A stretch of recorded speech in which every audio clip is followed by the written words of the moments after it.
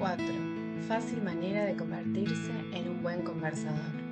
Hace poco fui invitado a jugar al Bridge en casa de unos amigos. Yo no juego y había allí una señora rubia que tampoco jugaba. Descubrió que trabajé en Lowell Thomas antes de que éste se dedicara a la radiotelefonía, que he viajado por Europa en muchas ocasiones mientras le ayudaba a preparar las conferencias sobre viajes que por entonces pronunciaba. Oh, señor Carnegie, me dijo esta dama, quiero que me hable de todos esos lugares que ha visitado usted. Al sentarnos en un sofá me hizo saber que acababa de regresar de un largo viaje por África, efectuado en compañía de su esposo. África, exclamé, qué interesante. Siempre he querido ver África, pero salvo una vez que estuve 24 horas en Argel, no lo he conseguido jamás. Dígame, ¿visitaron la región de la Casa Mayor? Sí, qué hermosura. ¿Cómo la envidio? Hábleme de África. 45 minutos habló la dama. Ya no volvió a preguntarme por dónde había estado yo ni qué había visto. No quería oírme hablar de viajes. Todo lo que quería era un oyente interesado para poder revelar su yo y narrar todas sus experiencias. ¿Era una mujer extraordinaria? No, hay muchas personas como ella.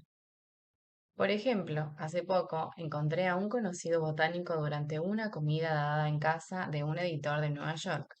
Jamás había hablado con un botánico y me pareció sumamente interesante. Me senté literalmente al borde de la silla y escuché absorto mientras hablaba de plantas exóticas, experimentos en el desarrollo de formas nuevas de vida vegetal y jardines de interior y de cosas asombrosas acerca de la humilde papa.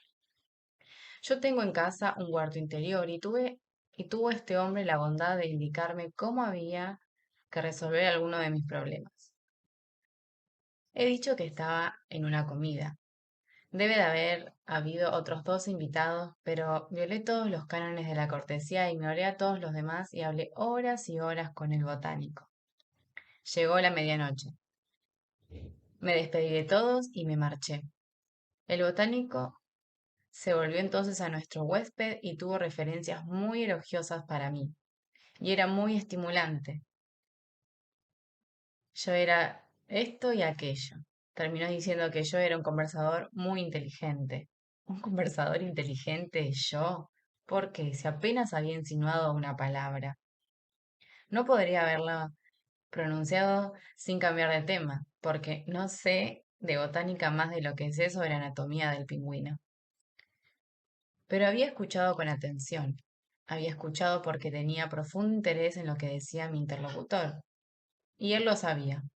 Naturalmente, estaba complacido. Esa manera de escuchar es uno de los más altos cumplimientos que se puedan rendir. Pocos seres humanos, escribió Jack Woodford en Extraños en el Amor, se liberan de la implícita adulación que hay en el oyente absorto. Yo hice más que presentarme como oyente absorto. Fui caluroso en mi aprobación y generoso en mis elogios. Le dije que me había entretenido e instruido inmensamente, y así era. Le dije que deseaba tener sus conocimientos, y así era. Le dije que me gustaría recorrer los campos con él, y así era. Le dije que debía verlo de nuevo, y así era. Y de tal modo le hice pensar que yo era un buen conversador, cuando en realidad no había sido más que un buen oyente, y lo había alentado a hablar. ¿Cuál es el misterio? ¿El secreto de una feliz entrevista de negocios? Según Charles W. Eliot, que fue presidente de Harvard, no hay misterios en una feliz conversación de negocios. Es muy importante prestar atención exclusiva a la persona que habla. Nada encierra tanta lisonja como eso. El mismo Eliot era un maestro en el arte de escuchar. Henry James, uno de los primeros grandes novelistas norteamericanos y miembro de la facultad de Harvard, recordaba: la escucha del señor Eliot no era mero silencio, sino una forma de actividad. Sentado muy erguido, con las manos unidas en el regazo, sin hacer otro movimiento que el de los pulgares girando como alrededor del otro más rápido o más lento, enfrentaba a su interlocutor y parecía escuchar con los ojos tanto como los oídos. Escuchaba con la mente y consideraba atentamente lo que uno tenía que decir mientras lo decía. Al final de una entrevista con él, la persona que había hablado sentía que sus palabras habían llegado a su destino. Evidente, ¿verdad? No hay necesidad de estudiar 4 años en Harvard para descubrirlo. Sin embargo, usted y yo conocemos comerciantes que alquilan costosos locales, que compran sus mercaderías económicamente, que adornan sus vidrieras con sapiencia, que gastan mucho dinero en publicidad y emplean después personal sin el sentido común necesario para ser buenos oyentes, personal que interrumpe a los clientes, los contradice, los irrita y los echa casi de la tienda. Una tienda de Chicago estuvo a punto de perder un viejo cliente que hacía compras por varios miles de dólares anuales en esa tienda, por culpa de un empleado que no escuchaba. La señora Henrietta Douglas, que siguió nuestro curso en Chicago, había comprado un abrigo en una liquidación. Cuando llegó con el abrigo a su casa, notó que el forro tenía un desgarrón. Volvió al día siguiente y le pidió a la empleada de ventas que le cambiara la prenda. La empleada se negó incluso a escuchar su queja. Usted lo compró en una liquidación, dijo. Señaló un cartón en la pared. Lea eso, exclamó. No hay devoluciones. Si lo compró, tendrá que llevárselo como está. Cosa usted misma el forro. Pero es una mercadería fallada, se quejó la señora Douglas. No importa, la interrumpió la empleada. Si no hay devoluciones, no hay devoluciones. La señora Douglas estaba a punto de marcharse, indignada, jurando no volver nunca más a esa tienda, cuando se le acercó la gerente de la sección, que la conocía por sus muchos años de comprar allí. La señora Douglas le contó lo que había sucedido. La mujer escuchó con atención toda la historia, examinó el abrigo y después dijo: las compras hechas en liquidación son sin devolución, porque es el modo en que nos sacamos de encima toda la mercadería al terminar la temporada. Pero esta política no puede aplicar a la mercadería fallada.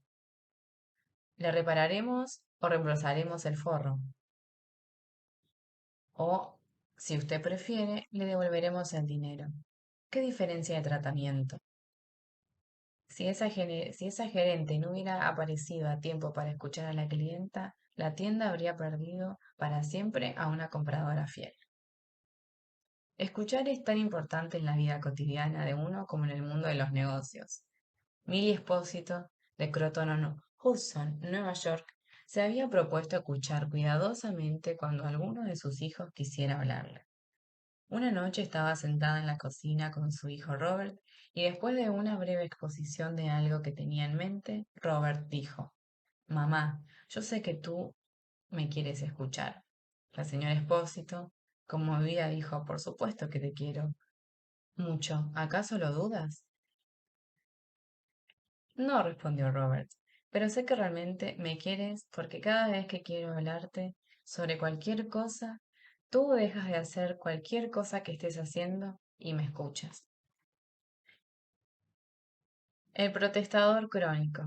Aún el crítico más violento se suavizará y apaciguará frecuentemente frecuencia de un oyente que muestre paciencia y simpatía.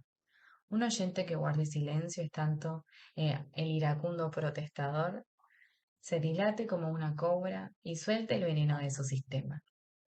Un ejemplo, la compañía telefónica de Nueva York descubrió hace pocos años que tenía que vérselas con un cliente furioso y amigo de maldecir a los telefonistas.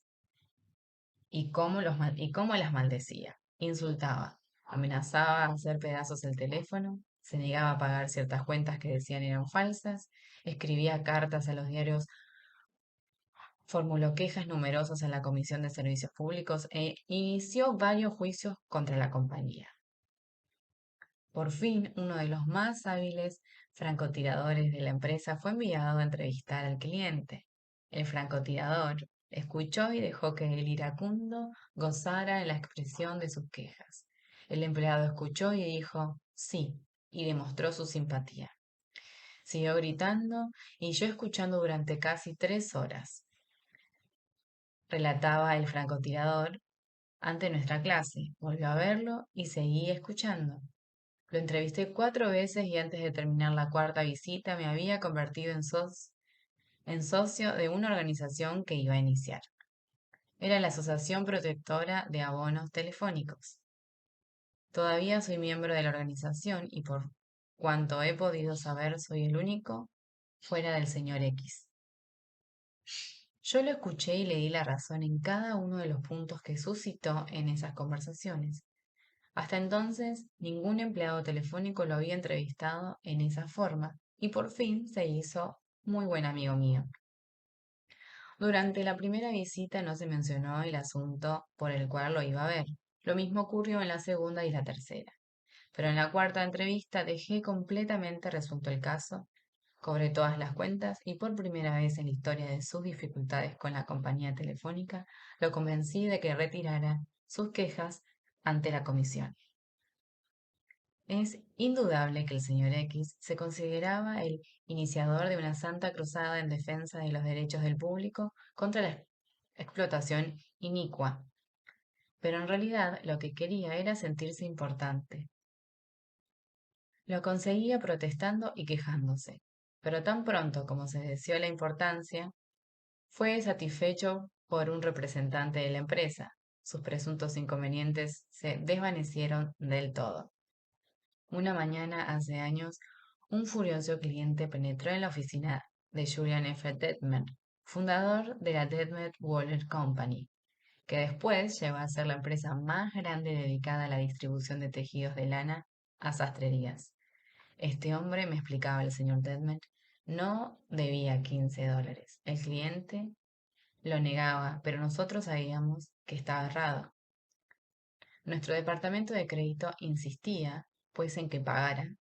Después de recibir una cantidad de cartas de ese departamento, hizo su equipaje, viajó hasta Chicago y corrió a mi oficina para informarnos, no solamente de que no iba a pagar esa cuenta, sino que jamás lo volveríamos a comprar una sola cosa más en la Deadman Wallet Company. Escuché pacientemente todo lo que dijo. Sentí tentaciones de interrumpirlo, pero comprendí que eso sería una mala política. Lo dejé hablar y hablar, pues hasta que se agotó. Cuando por fin se calmó y pareció de mejor talante, le dije, quiero agradecerle que haya venido a Chicago para decirme esto. Me ha hecho un gran favor, porque si nuestro departamento de crédito lo molesta, es posible que también moleste a otros buenos clientes. Y tal cosa nos perjudicaría. Créame, estoy más contento de oír esto que usted de decirlo. Aquello era lo último que esperaba que le dijera. Creo que quedó un poco decepcionado porque había ido a Chicago para decirme unas cuantas verdades y se encontraba con que yo le estaba agradecido en lugar de enojado. Le aseguré que dejaríamos sin efecto la presunta deuda porque el cliente era un hombre muy cuidadoso con una sola cuenta que vigilar, en tanto que nuestros empleados tenían que vigilar miles de cuentas. Por lo tanto, era muy probable que él tuviera razón y nosotros nos equivocáramos. Le dije que comprendía exactamente su punto de vista y que en su lugar yo habría procedido indudablemente igual que él. Y como no quería comprarnos más mercancías, le recomendé otras fábricas de tejidos. En ocasiones anteriores habíamos almorzado juntos cuando iba a Chicago, y esta vez lo invité a almorzar. Aceptó de mala gana, pero cuando volvimos a la oficina nos hizo un pedido mayor que en cualquier ocasión anterior. Volvió a su ciudad mucho más tranquilo y por el deseo de ser tan justo como habíamos sido nosotros, revisó sus libros. Encontró una boleta extraviada y nos envió un cheque con una nota en que pedía disculpas. Posteriormente, cuando su mujer le dio un hijito, lo bautizó con el nombre de Detmer y siguió siendo amigo y cliente de nuestra casa hasta que murió, 22 años más tarde. Hace años, un pobre niño, un inmigrante holandés, lavaba las ventanas de una panadería después de ir a la escuela por 50 centavos a la semana, y su familia era tan pobre que solía salir todos los días a la calle con una cesta a recoger trozos de carbón caídos en las calles. Aquel niño Edward Book no se educó en escuelas más que durante 6 años de su vida, pero con el tiempo llegó a ser uno de los más prósperos directores de revistas que ha registrado la historia del periodismo norteamericano. ¿Cómo lo consiguió? La historia es larga, pero se puede referir brevemente la forma en que se inició. Se inició por medio de los principios que se recomiendan en este capítulo. Salió de la escuela cuando tenía 13 años, para emplearse como cadete de oficina de la Western Union, con un sueldo de $6.25 por semana, pero no abandonó por un instante la idea de educarse. Empezó a educarse solo, ahorró el dinero que debía emplear en transporte y se pasó muchos días sin almorzar hasta que tuvo suficiente dinero para comprar una enciclopedia de biografías norteamericanas. Y entonces hizo una cosa inusitada. Leyó las vidas de hombres famosos y les escribió pidiéndoles información adicional. Era un buen oyente. Alentaba a personas famosas a hablar de sí mismas. Escribió al general James A. Garfield, que era entonces candidato a presidente, y le preguntó si era cierto que había sido peón de remolque en un canal. Y Garfield le respondió. Escribió al general Grant para inquirir sobre determinada batalla y Grant le envió un mapa dibujado por él y lo invitó a comer con él y a pasar la noche charlando. Book tenía entonces 14 años. Escribió a Emerson y lo alentó a hablar de su persona.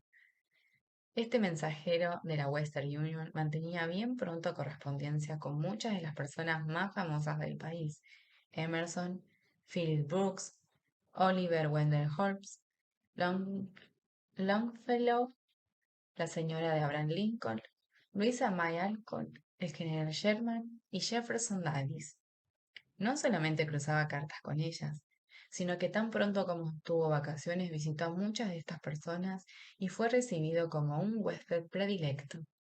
Tal experiencia le dio una confianza que fue de valor incalculable para su vida ulterior. Estos hombres y estas mujeres de fama le inculcaron una visión y una ambición que resolvieron su vida.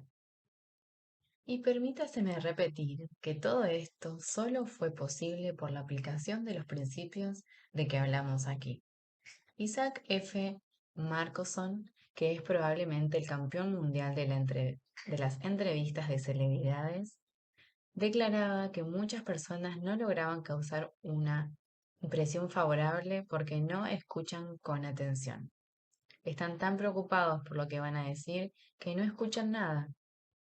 Hombres famosos me han dicho que prefieren buenos oyentes a buenos conversadores, pero la habilidad para escuchar parece más rara que cualquier otra cualidad humana. Y no solamente los grandes hombres desean tener buenos oyentes, sino que también ocurre lo mismo con la gente común. Ya lo dijo en la entrevista, selecciones de Reader's Digest cierta vez. Muchas personas llaman a un médico cuando lo que necesitan es alguien que los escuche. Durante las horas más sombrías de la Guerra Civil, Lincoln escribió a un viejo amigo de Springfield, Illinois, pidiéndole que fuera a Washington. Lincoln decía que tenía algunos problemas que tratar con él. El viejo vecino fue a la Casa Blanca y Lincoln le habló durante horas acerca de la conveniencia de dar una proclama de liberación a los esclavos. Lincoln recorrió todos los argumentos en favor y en contra de tal decisión y luego leyó artículos periodísticos y cartas, algunos de los cuales lo censuraban por no liberar a los esclavos, en tanto que otros lo censuraban por el temor de que los liberara. Después de hablar y hablar durante horas, Lincoln estrechó la mano de su viejo amigo, se despidió de él y lo envió de regreso a Lincoln, sin pedirle siquiera una opinión. Lincoln era el único que había hablado. Esto pareció despejarle la mente. Pareció sentirse mucho más a sus anchas después de la conversación, relataba después el amigo. Lincoln no quería consejo, solo quería un oyente amigo, comprensivo, ante quien volcar sus ideas. Eso es todo lo que nos hace falta cuando nos vemos en dificultades. Eso es, frecuentemente, lo que quiere el cliente irritado, o el empleado insatisfecho, o el amigo disgustado. Uno de los más grandes en el arte de escuchar en los tiempos modernos fue el famoso psicólogo Sigmund Freud. Un hombre que conoció a Freud descubrió su modo de escuchar. Me impresionó tanto que no lo olvidaré jamás. Tenía cualidades que nunca he visto en ningún otro hombre. Yo nunca había visto una atención tan concentrada. Y no se trataba en absoluto de una mirada penetrante y agresiva. Sus ojos eran cálidos y simpáticos. Su voz era grave y bondadosa. Gesticulaba poco, pero la atención que me prestó, su captación de lo que yo decía, aun cuando me expresaba mal, eran extraordinarias. Es indescriptible lo que se siente cuando uno es escuchado así. Si quiere usted que la gente lo eluda y se ría de usted apenas le vuelve la espalda y hasta lo desprecie, aquí tiene la receta. Jamás escuche mientras hablen los demás. Hable incesantemente de sí mismo. Si se le ocurre una idea cuando su interlocutor está hablando, no lo deje terminar. No es tan vivo como usted.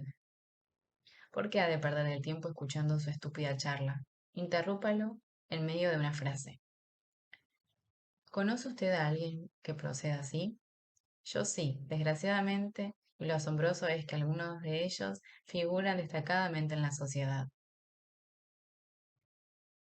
Majaderos, esto es lo que son, majaderos embriagados por su propio yo, ebrios por la idea de su propia importancia.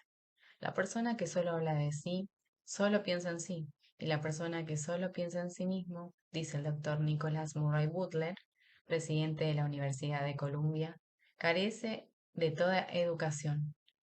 No es educado, dice el señor Butler, por mucha introducción que tenga.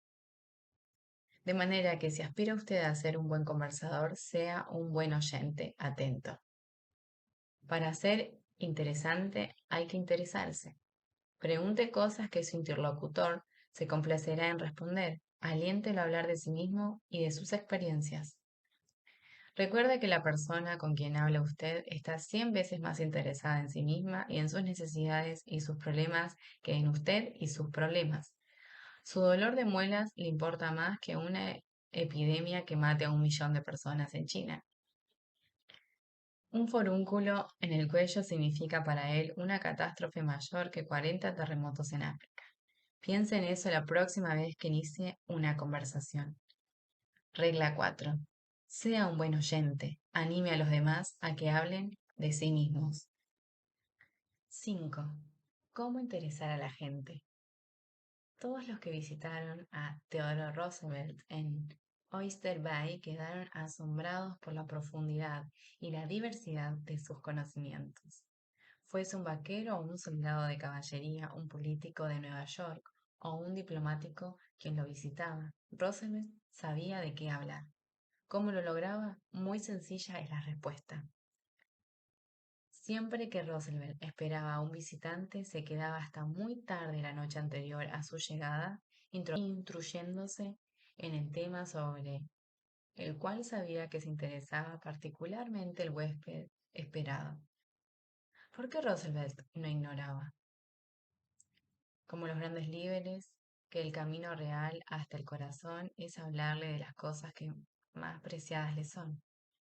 El cordial William Lyon Phelps, ensayista y profesor de literatura en Yale, aprendió esta lección al comenzar la vida. Cuando tenía 8 años y me encontraba un fin de semana de visita en casa de mi tía Libby Lindley en Stanford sobre Housatonic, escribe Phelps en su ensayo sobre Human Nature. Llegó una noche un hombre maduro y después de una cortés escaramuza verbal con mi tía volcó su atención en mí. Por aquel entonces me entusiasmaban los botes y los barcos, y el visitante trató este tema de una manera que me pareció sumamente interesante. Cuando se retiró Hablé de él con entusiasmo. ¡Qué hombre! ¿Y cómo se interesaba por la navegación? Mi tía me informó que era un abogado de Nueva York, que no tenía interés alguno en botes ni en barcos, pero ¿por qué no hizo más que hablar de botes? Porque es un caballero, respondió mi tía. Advirtió que te interesaban los botes y habló de las cosas que sabía que te interesarían y agradarían. Quiso hacerse agradable. Nunca olvidé la palabra de mi tía. Al escribir este capítulo, tengo a la vista una carta de Edward L. Chalif, quien se dedicó activamente a la obra de los Boy Scouts.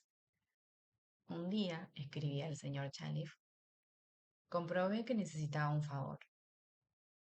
Se estaba por realizar una gran convención de Boy Scouts en Europa y quería que el presidente de una de las más grandes empresas del país pagara los gastos del viaje de uno de nuestros niños. Afortunadamente, poco antes de ir a ver a este hombre, supe que había extendido un cheque por $1 millón y que después de pagado y cancelado, le había sido devuelto para que lo pusiera en un marco. Lo primero que hice cuando entré a su despacho fue pedirle que me mostrara ese cheque, un cheque por $1 millón. Le dije que no sabía de otra persona que hubiera extendido un cheque por esa suma y que quería contar a mis niños que había visto un cheque por 1 millón. Me lo mostró de buena gana, yo lo admiré y le pedí que me dijera cómo había llegado a extenderlo. Ya habrá notado usted, ¿verdad?, que el señor Chalif no empezó a hablar de los Boy Scouts ni de la convención en Europa ni de lo que él quería. Habló sobre lo que interesaba al interlocutor. Veamos el resultado. Por fin, el hombre a quien entrevistaba me dijo: Ah, ahora que recuerdo, ¿para qué vino usted? Sí, le dije, y con gran sorpresa mía, no solamente accedió inmediatamente a lo que le solicitaba, sino que concedió mucho más. Yo le pedía que enviara un solo niño a Europa y en cambio él decidió enviar a 5 niños y a mí mismo. Me entregó una carta de crédito por $1.000 y me pidió que nos quedáramos 7 semanas en Europa. Además, me dio cartas de presentación para los jefes de sus sucursales a fin de que se pusieran a nuestro servicio y él mismo nos recibió en París y nos mostró la ciudad. Desde entonces ha dado empleo a algunos de nuestros niños cuyos padres estaban necesitados y no ha dejado de favorecer jamás nuestro grupo. Pero bien, sé que si yo no hubiese descubierto primero el interés principal de este hombre y no le hubiera hablado de ello, no lo habría encontrado tan fácil de convencer. ¿Es valiosa esa técnica para emplearla en los negocios? Veamos. Tomemos el ejemplo de Henry G. Duvernoy, de la empresa Duvernoy y Sons, una de las mejores panaderías de Nueva York. El señor Duvernoy quería vender pan a cierto hotel de la ciudad. Durante 4 años había visitado al cliente todas las semanas. Asistía a las mismas fiestas que el gerente, le hablaba en todas partes, hasta tomó habitaciones en el hotel y vivió allí para tratar de hacer el negocio, pero todo sin resultado. Entonces, nos dijo el señor Duvernoy, estudié relaciones humanas y resolví cambiar de táctica. Decidí investigar qué interesaba a este hombre, qué despertaba su entusiasmo. Descubrí que pertenecía a una sociedad de hoteleros llamados Hotel Critters.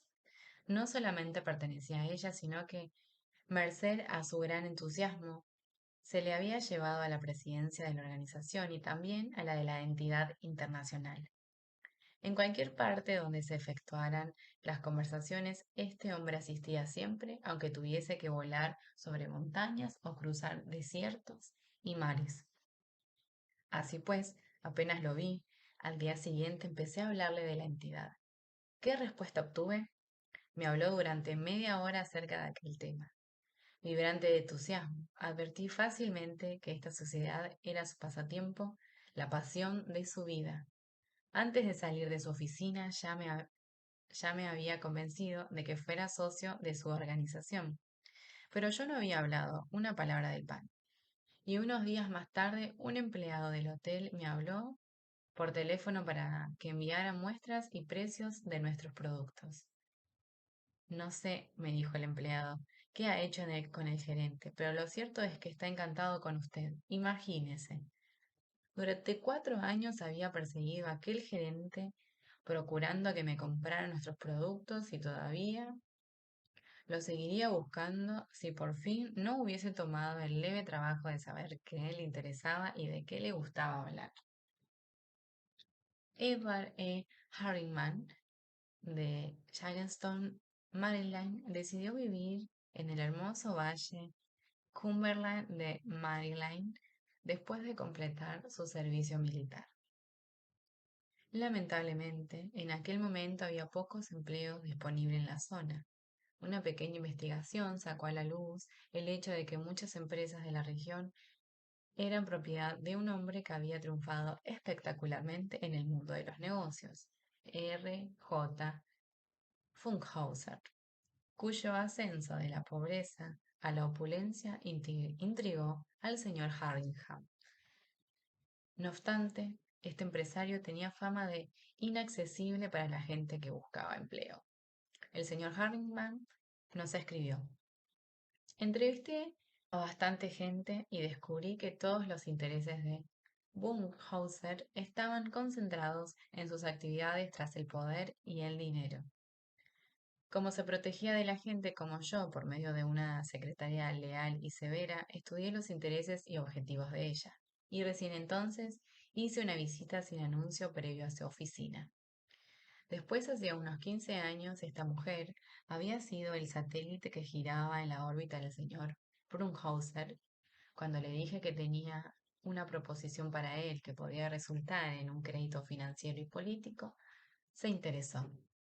También conversé con ella sobre su participación constructiva en el éxito de su patrón. Después de esta conversación, me consiguió una cita con Brunhauser. Entré en su enorme e impresionante oficina, decidido a no pedir directamente un empleo. El hombre estaba sentado detrás de un gigantesco escritorio y no bien me vio, tronó. ¿Qué pasa con usted, jovencito? Señor Brunhauser, le dije, creo que puedo hacerle ganar dinero. Inmediatamente se levantó y me invitó a sentarme en uno de los sillones. Le hice una lista de mis ideas y también de los antecedentes personales que me ponían en condiciones de hacer realidad esas ideas, subrayando los aspectos en que podrían contribuir a su éxito personal y al de sus empresas. RJ. ¿Cómo llegué a conocerlo después? Me contrató al instante y durante 20 años he trabajado para él y he prosperado junto con sus empresas. Hablar en términos de los intereses de la otra persona es beneficioso para las dos partes. Howard Z. Hersing, líder en el campo de las comunicaciones empresariales, siempre ha seguido este principio. Cuando se le preguntó qué obtendría de ello, el señor Hersing respondió que recibía una recompensa diferente de cada persona y que esas recompensas siempre habían dado por resultado una ampliación en su vida. Regla 5. Hable siempre de lo que le interese a los demás.